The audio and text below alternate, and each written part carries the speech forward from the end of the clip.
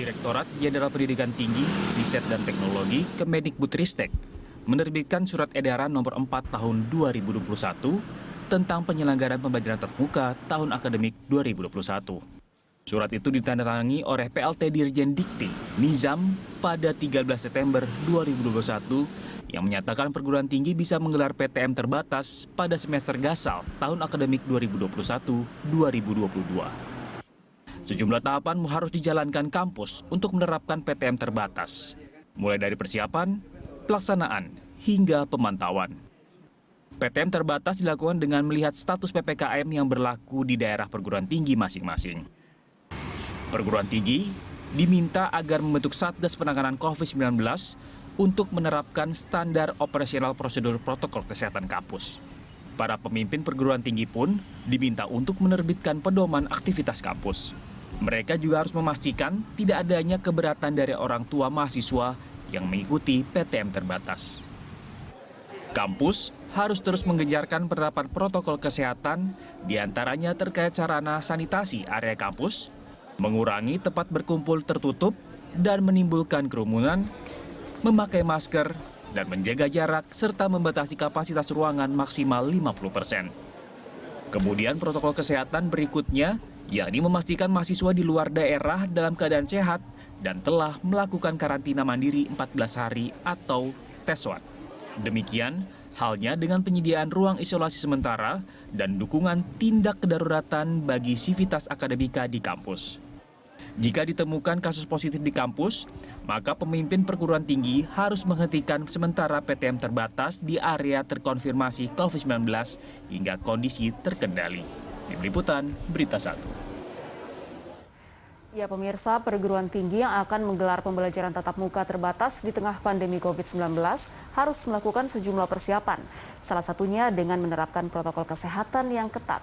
Lalu sejauh apa persiapan kampus membuka pembelajaran tatap muka terbatas? Untuk membahasnya telah bergabung bersama kami Ketua Majelis Rektor Perguruan Tinggi Negeri Indonesia atau MRPTNI Jamal Wiwoho, serta epidemiolog dari Universitas Griffith Australia Diki Budiman.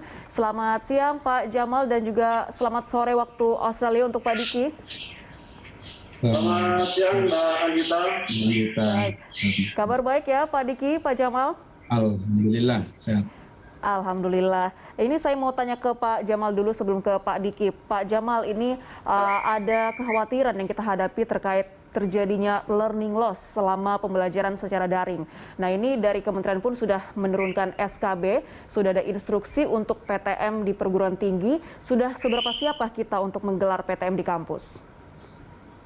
Baik, terima kasih Mbak Anggita. Perguruan tinggi sudah menerima Surat Edaran Dirjen Dikti Nomor 4 Tahun 2021 tentang penyelenggaraan pembelajaran tatap muka terbatas pada tahun ajaran 2021-2022. Ya, yang perlu kita garis bawahi bersama-sama bahwa mengapa Pak Dirjen Dikti Profesor Nizam itu mengeluarkan surat edaran tersebut, karena banyak latar belakang setidak-tidaknya mulai Maret tahun 2020 sistem pembelajaran di semua perguruan tinggi itu yang awalnya pembelajaran langsung atau tatap muka berubah menjadi pembelajaran tidak langsung atau dalam jaringan atau online. Nah, nampaknya pembelajaran dalam jaringan atau online itu belum seefektif jika dibanding dengan pembelajaran tatap muka. Itu yang pertama. Yang kedua, ada berbagai daerah di mana level PPKM itu memungkinkan untuk dilakukan pembelajaran tatap muka. Oleh karena itu di dalam SE nomor 04 tahun 2021 maka daerah-daerah di mana level PPKM-nya itu 1, 2, 3 itu diperkenankan untuk menyelenggarakan PTM. Yang ketiga, 16 nampaknya itu para mahasiswa ya sudah pada rindu begitu, Mbak Anggita. Rindu masuk kampus dan bosan juga melakukan pembelajaran daring. Oleh karena itu, saya rasa kami mengapresiasi dan sangat sepakat dengan apa yang dilakukan oleh Bapak Dirjen Dikti untuk segera kampus-kampus berbenah dan memulai tatap muka itu. Perlu saya laporkan secara khusus misalnya saja kalau karena pembelajaran tatap muka ini sepenuhnya ditentukan oleh pimpinan perguruan tinggi, maka masih ada rektor yang belum siap untuk melakukan tatap muka, ya. Ada yang mengatakan nanti di akhir Oktober, ada yang mengatakan nanti di awal semester 2 begitu. Tapi kami di Universitas 11 Maret sudah mencoba untuk melakukan tatap muka itu mulai tanggal 6 September yang lalu. Dengan tentu sangat memperhatikan protokol kesehatan. Demikian sementara Mbak Gita. Baik, dan sejauh ini pembelajaran tatap muka itu berlangsung seperti apa, Pak? Lancarkah? Ya, kalau kita melihat pembelajaran tatap muka yang ada di Universitas 11 Maret itu dengan dua prinsip. Yang pertama adalah bersyarat, dan yang kedua itu bertahap. Apa yang dinamakan sebagai bersyarat? Bersyarat itu satu, harus ada izin dari Satgas COVID di perguruan tinggi kami. Kami punya Satgas COVID, kebetulan Direktur Rumah Sakit UNS itu sebagai Ketua Satgas COVID. Demikian juga harus mendapatkan izin dari Satgas Kabupaten atau Kota. Pemkot Surakarta, Mas Gibran dalam hal ini memperbolehkan. Yang ketiga, bersyarat itu bersifat opsional. Artinya apa? Manakala mahasiswa itu ada yang merasa tidak mau untuk pembelajaran luring, maka tidak boleh dipaksa. Baik. Yang keempat, harus ada izin dari orang tua. Dan yang kelima, mohon maaf, harus sudah ada atau sudah divaksin minimal sekali. Tapi namanya kalau 2 kali akan lebih baik. Yang kedua adalah bertahap. Bertahap itu maksudnya ada tahapan-tahapan, misalnya saja tidak semua mahasiswa itu kemudian ikut kampus, tetapi maksimal kami baru memberanikan diri 30%. Misalnya saja kita coba yang di semester 1. Tapi yang di semester 5, 7, 9 itu bisa melakukan kegiatan-kegiatan, misalnya membuka laboratorium untuk praktek lab, menguji tesis, skripsi, kemudian diskusi-diskusi dengan tetap memperhatikan protokol COVID. Baik. Termasuk juga bertahap itu, mahasiswa yang hadir itu baru mahasiswa yang berada di Surakarta dan sekitarnya. Jadi di luar itu belum. Nanti kalau misalnya saja suasananya lebih baik, karena Solo itu sekarang level 3.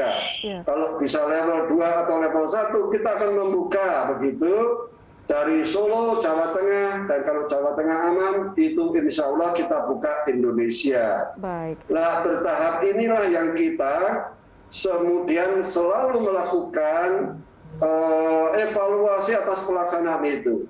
Kami sudah 3 minggu, hampir setiap minggu bidang 1 itu bidang akademik dan kemahasiswaan akan selalu untuk mengevaluasi apakah ada penyebaran COVID atau klaster COVID baru karena pembukaan kampus Universitas 11 Maret.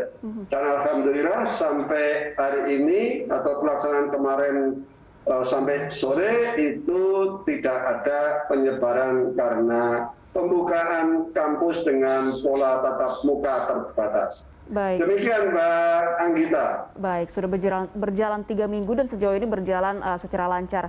Saya ingin tanya ke Pak Diki. Ya. Pak Diki, ini dengan syarat prokes yang ditetapkan oleh instruksi dari kementerian, apakah ini sudah bisa dikatakan aman untuk menjalankan PTM di tengah situasi pandemi yang juga mungkin sudah bisa dikatakan terkendali saat ini? Ya, saya pertama senang ke pola yang sampaikan Prof. Jamal, itu sudah banyak yang tepat ya, jadi ini bisa jadi percontohan. Namun saya sampaikan begini, secara umum berbeda dengan TK sampai SMA yang risiko dari sisi urgensi juga memang tinggi. Nah, sekolah disebut dengan higher education ya, Dikti ini punya posisi yang penting ya, lost generation ada potensi di situ, namun harus diketahui ada 4 risiko ketika ini akan dibuka. Nah, ini harus menjadi dasar strategi mitigasi. Pertama bahwa kampus itu seperti kota kecil, seperti kota kecil. Luar biasa aktivitasnya. Orang dari mana-mana. Makanya tadi sudah tepat tuh Prof. Jamal, strateginya adalah yang di dalam kota dulu, gitu. Karena ketika ini dibuka dengan dari beragam kota itu membawa risiko karena beragamnya kondisi pengendalian di daerah. Kemudian aktivitasnya karena namanya juga universitas ya, itu memang seperti kota kecil tuh itu. Jadi aktivitasnya luar biasa. Makanya memimpin universitas itu seperti memimpin kota kecil. Nah, dan sangat strategisnya. Nah, artinya ketika banyak orang, banyak aktivitas, otomatis risikonya juga besar. Kedua adalah bahwa dari sisi usia, kita harus tahu dari data sejauh ini, usia di 19 sampai 30 yang ini notabene adalah usia orang kuliah S1, S2. Kalau bicara kampus kan ada S1, S2, S3. Ya. Itu nomor 2 tertinggi di dalam kasus orang terinfeksi di Indonesia. Artinya kita harus sangat-sangat waspada karena ini berarti rawan. Termasuk yang harus diketahui juga di universitas inilah ada para guru kita. Ya, para guru kita ada dalam kelompok yang bahkan lebih tinggi ketika mengalami fatalitas. Ya. Lebih dari, saya hitung terakhir, 80% yang meninggal itu ada dalam kelompok 49 tahun sampai, guru besar kita kan sampai 70 ada masih, di kedokteran tapi masih ada itu beliau-beliau yang masih aktif. Nah ini yang artinya dalam konteks pembukaan universitas ini ada 2. Mahasiswanya dan juga ada para dosen yang harus kita lindungi. Sehingga ini saya bicara faktor risiko dulu. Kemudian risiko terakhir adalah bahwa dari sisi risiko pada mahasiswa, usia pada mahasiswa ini antara 18 sampai 29-28, angka miokarditis karena COVID itu relatif lebih sering. Ini yang dibanding kalau pada anak-anak, waduh luar biasa, jarang banget kalau anak-anak di bawah itu. Nah, namun ini yang tadi betul sekali tadi Prof. Jamal kan sudah ada persetujuan orang tua dan tidak ada paksaan. Nah, ini namanya risiko harus diketahui oleh semua pihak sehingga ketika itu diambil, ya itu adalah keputusan yang juga sudah dipertimbangkan mitigasinya. Nah ini yang harus dipertimbangkan dan oleh karena itulah pembukaan ini saya kira harus sesuai dengan yang dicontohkan di Solo ini, bertahap. Ya. Ada uji coba, kemudian bahwa juga betul harus mempertimbangkan situasi pandemi atau epidemiologi di wilayah. Namun data terakhir dari sekolah SMA ke bawah kan menunjukkan ada masalah tidak kuatnya korelasi data epidemiologi ini dengan fakta bahwa terjadi klaster. Nah ini yang harus dievaluasi ulang gitu. Jadi seperti tadi sebelum sesi ini ada dalam berita di Balikpapan situasinya membaik. Ya. Itu baru beberapa hari, nggak bisa langsung diputuskan aman, harus stabil. Setidaknya itu sebetulnya kalau menurut saya dalam konteks Indonesia 3 minggu lah stabil. Kita harus bisa melihat juga mencontoh Norwegia itu dari satu level ke level yang lebih baik dia nunggu 6 bulan. walaupun sudah terpenuhi karena saking hati-hatinya. Nah, kita dalam konteks pembukaan ini juga betul-betul harus melihat, nah ini bagaimana nih dengan kasus yang, karena jelas SMA ke bawah lebih kecil risikonya, dan ternyata ada klaster. Nah ini yang harus jadi juga pembelajaran. Mungkin secara awal begitu Mbak Gita, sebentar. Menggelar PTM atau pembelajaran tatap muka di tingkat perguruan tinggi ini menghadirkan kompleksitas sendiri ternyata ya Pak Diki. Betul, Pak Diki dan Pak Jamal, kita akan lanjutkan dialog kita usai jeda. Pemirsa jangan kemana-mana, Lunch Talk akan segera kembali.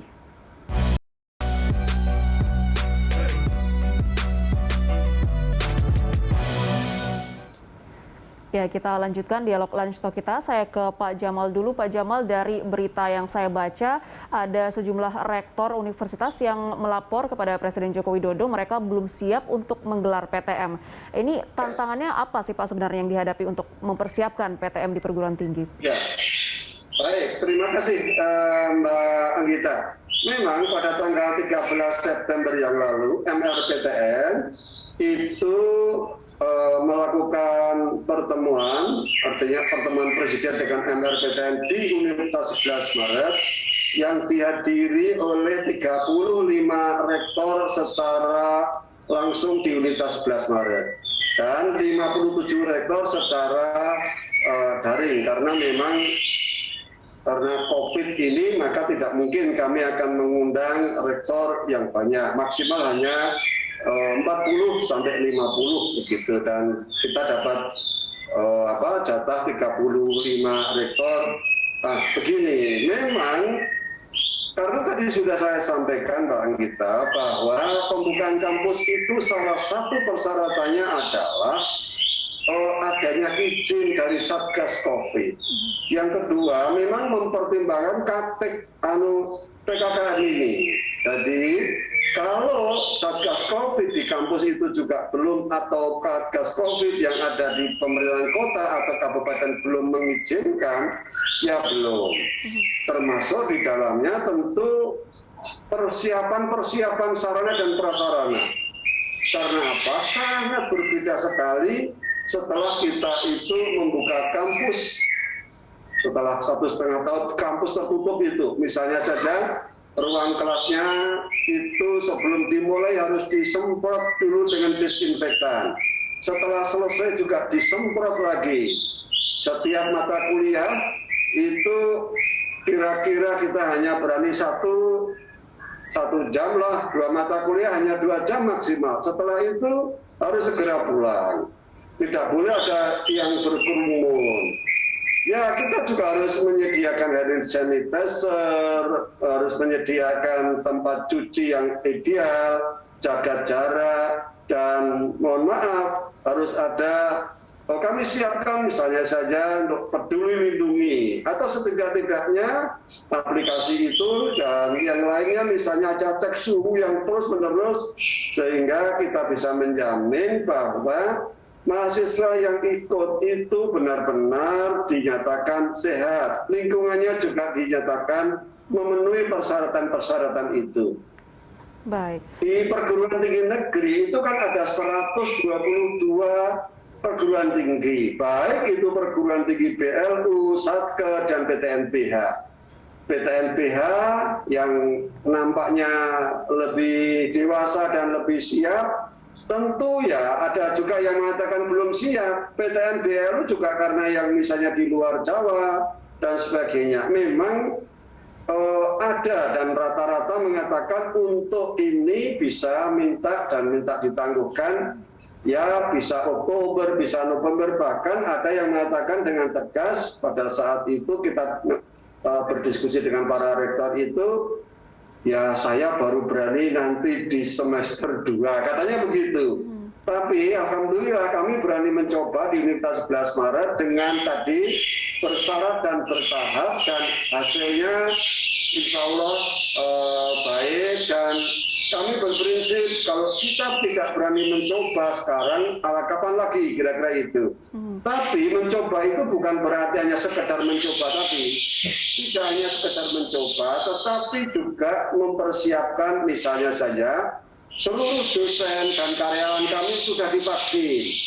seluruh mahasiswa yang masuk ke UNS itu juga sudah divaksin.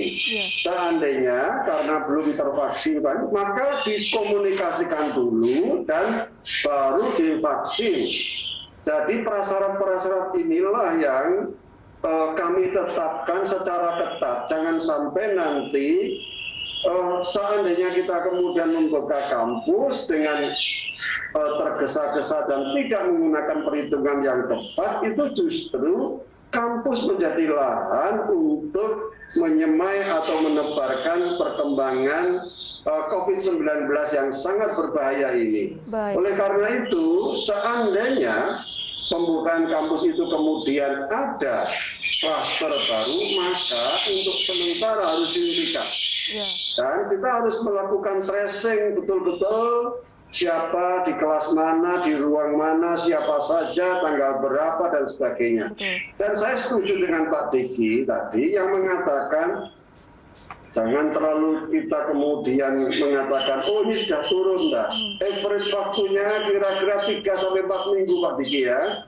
Jadi kalau 3-4 minggu itu kemudian dilakukan evaluasi menurun dari tingkat level PPKM itu 4, kemudian 3, turun lagi, kemudian 2, turun lagi, kemudian 1, artinya itu perlu waktu sedikitnya 4 bulan, Pak Diki, kalau pemahaman saya. Karena apa? Satu level itu dihitung 1 bulan kira-kira. Kemudian kalau sudah normal sekali di 4 bulan, 5 bulan itulah nampaknya kita bersepakat kalau di tempat kami mengambil kebijakan dengan menurunnya level dari 4 ke 3 itu membuka, 3 ke 2 itu menambah secara bertahap tadi dari 30, karena sekarang baru 30%, baru kemudian bisa 40%, dari 3 ke 2 itu juga nanti kita tambah lagi, sehingga kalau dari 2 ke 1 itu tambah lagi. Sehingga kita juga harus menyelenggarakan sistem pembelajaran secara hybrid learning. Maksud saya, yang di kampus diberikan sebuah sajian untuk pembelajaran secara luring itu, tetapi mereka-mereka yang belum dan karena memang terbatas ruangannya yang bisa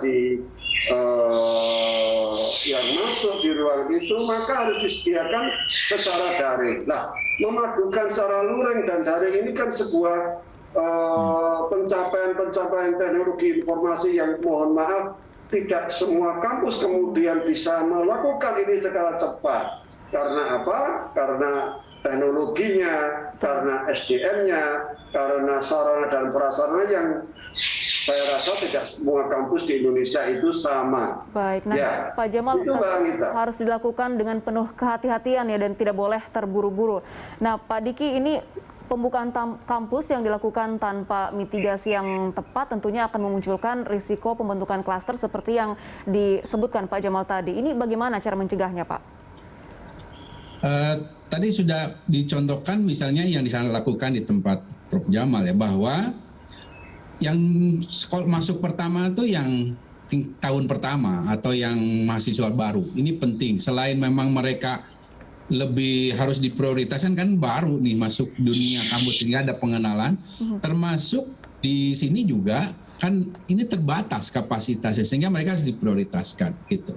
Kemudian juga di dalam upaya untuk memberikan batasan-batasan relatif lebih mudah karena baru masuk kan. Kalau yang senior-senior diminta masuk ya ini namanya juga senior Pak. Prof. Jamar udah paham, ini akan lebih besar tantangannya ya.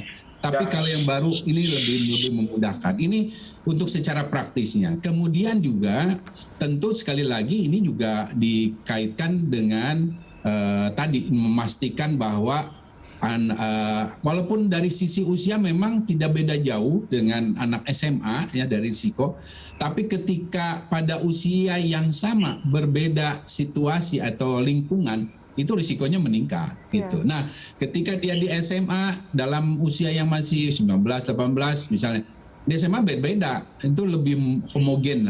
Tapi ketika masuk universitas itu luar biasa, kompleksitas situasi dan lain sebagainya. Nah, ini yang membuat anak yang masuk tadi harusnya sudah saran saya Pak Jamal 2 kali, harus 2 kali, Prof. Iya, ya. Saya sepakat Pak Diki, itu memang harus 2 kali itu, amannya begitu.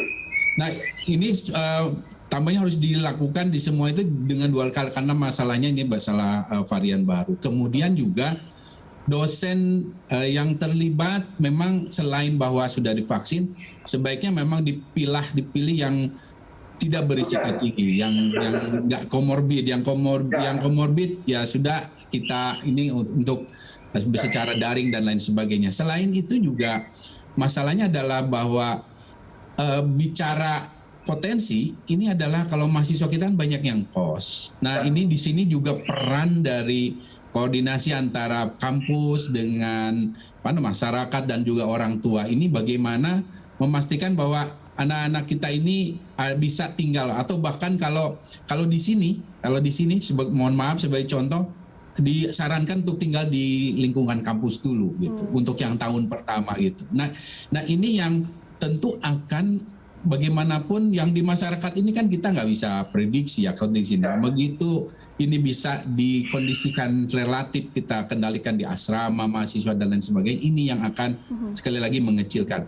Dan terakhir adalah bahwa sekali lagi ini harus ada evaluasi berkala yang harus dilakukan. Tadi tempat Prof Jamal sudah sangat bagus, ada satgas. Nah ini yang bahkan day by day ya ini yang nggak bisa, tidak kita harus terus lakukan, bahkan ini ada terus turunan lagi, ada satgas kecilnya di setiap fakultas yang baru ini supaya bisa memantau ya situasi.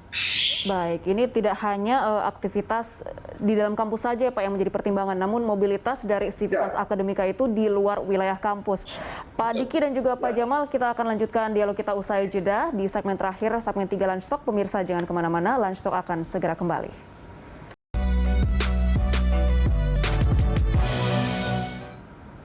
Baik, kita lanjutkan segmen dialog Lunch Talk kita. Kita sudah memasuki penghujung segmen. Pak Jamal dan juga Pak Diki, di segmen sebelumnya kita sudah membahas berbagai persiapan yang dilakukan kampus dan juga pencegahan terjadinya klaster COVID di PTM perguruan tinggi. Nah ini saya persilahkan Pak Jamal dan juga Pak Diki untuk menyampaikan himbauan dan juga pesan terkait dengan PTM perguruan tinggi yang sudah diinstruksikan untuk digelar di Indonesia. Silakan Pak Jamal terlebih dahulu secara singkat.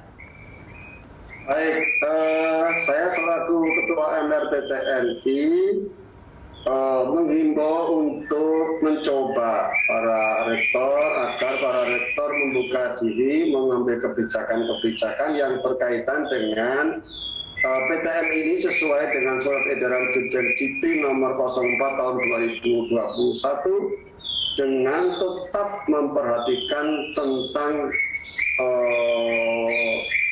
kesehatan dan keamanan, kesehatan bagi pesertanya, keamanan bagi pesertanya, bagi dosennya, bagi masyarakatnya, dan sebagainya. Yang kedua, prinsip bahwa PTM itu harus dilakukan, itu saya mendukung sepenuhnya dengan bersyarat dan bertahap. Bersyarat lebih menekankan pada aspek-aspek seperti yang saya sampaikan, bagaimana kemudian anak-anak mahasiswa ini harus dipastikan dia sudah divaksin, termasuk dosennya, termasuk karyawannya. Bersyarat juga dipastikan ruang-ruangnya juga memenuhi persyaratan untuk bisa diikuti kuliah. Kemudian bersyarat lagi juga harus dipastikan mereka itu tidak komorbid. Dan bersyarat lagi harus dipastikan tidak ada klaster baru karena pembukaan kampus. Dan begitu ada tracer dan evaluasi setiap kegiatan itu, maka harus dihentikan sementara. Baik. Dan sistem dan prinsip bertahap ini nampaknya ya kita harus bismillah, berani memulai dengan cara bertahap. Ya semester 1 dulu dibuka di Universitas 11 Maret, ada 11 fakultas dan ada 2 sekolah, artinya sebetulnya ada 13. Tetapi untuk setiap harinya hanya untuk 3 atau 4 fakultas. Berganti-ganti begitu sehingga tidak ada perkumpulan atau mahasiswa yang terlalu banyak di antara fakultas itu. Sehingga tadi itu kita betul-betul dengan pembukaan kampus ini tidak ada kerumunan dan kita jamin Nanti kalau PPKM itu mulai menurun, pembukaan kampus menambah dan sebagainya. Baik. Begitu Mbak Anggita. Baik, kehati-hatian harus tetap diutamakan dan juga evaluasi harus dilakukan secara berkelanjutan. Pak Diki, silakan himbauan dan juga masukan dari Anda secara singkat saja, Pak. Ya, prioritas memang harus ada upaya pembukaan secara aman dan bertahap, tadi saya setuju. Dan ingat, dampak dari pembukaan ini sebetulnya tidak hanya pada masalah menjaga kualitas pendidikan, tapi ini kalau bicara universitas, ini kota kecil yang berdampak pada ekonomi sekitar. Nah, ini yang juga menjadi catatan. Oleh karena itu diingat juga, karena ada mobilitas, berdampaknya itu bisa juga berdampak penyebaran gitu dalam kaitan penyakit. Nah, karena salah satu yang menjadi juga catatan dari banyak klaster, sekali lagi berbeda dengan SMP, SMA ke bawah, universitas ini hampir sedikit di bawah kantor. Ya. Karena ini ada orang kerja di situ, ada orang kerja, ada orang sekolah, begitu luar biasa. Nah, oleh karena ini maka upaya pembukaan ini kita sambut baik, namun tahapan yang tadi sudah panjang kita diskusikan itu yang bisa jadi contoh untuk universitas-universitas lain sambil kita lakukan evaluasi. Baik, kita harapkan PTM perguruan tinggi ini bisa berjalan lancar dan tidak akan terjadi klaster COVID-19 ya Pak di PTM perguruan tinggi. Terima kasih banyak Pak Diki dan juga Pak Jamal sudah berbagi bersama kami siang ini. Sehat selalu Bapak-Bapak. Amin. Terima kasih.